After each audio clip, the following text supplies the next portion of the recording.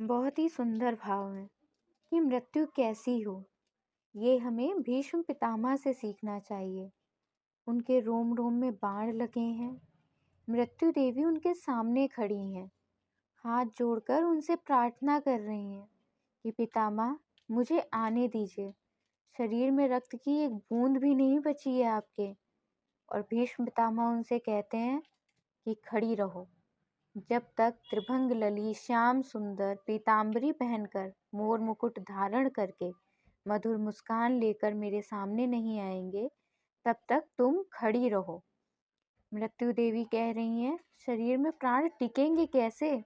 कुछ बचा तो है नहीं। भीष्म पितामह कहते हैं, ये जिम्मेदारी तुम्हारी है। सोचिए, एक मृत्यु जो शरीर को लेने आती है, जो प्राण को लेने आती, उसको ही भीष्म पितामह जिम्मेदारी दे रहे हैं कि मेरी जान बचाने की जिम्मेदारी तुम्हारी है। मुझे वरदान मिला है इच्छा मृत्यु का, और मेरी इच्छा है कि जब तक योगेश्वर कृष्ण नहीं आते, मैं प्राण नहीं त्यागूंगा।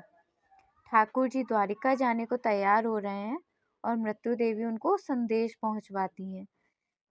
भीष्म पितामह बाणों की शैया में लेटे हुए देखते हैं कि चंदन की सुगंधी आ रही है। पीली पीताम्बरी पहने बाकी मुस्कान के साथ आ रहे हैं श्याम सुंदर। भीष्म पितामह को अपने रोम रोम में लगे बाण का कष्ट नहीं हो रहा है। उनका हृदय प्रसन्न हो रहा है, नेत्रों में अश्रु बह रहे हैं। ठाकुर जी सामने खड़े हैं। भीष्म पितामह जी ने अपनी स्थिति को एकाग्र किया। ठाकुर जी से बोले, अब जब तक मेरे प्राण न निकले, आप मेरे सामने खड़े रहो। ठाकुर जी शाम तक खड़े रहे। भीष्म पितामह बोले, मुरझाया हुआ चेहरा नहीं देखना मुझे आपका मुस्कुराता हुआ चेहरा देखना है। आपके कपोल चमकने चाहिए, आपके मोतियों जैसे दांत दिखने चाहिए, आपके नेत्रों में मधुरता का दर्शन होना चाहिए।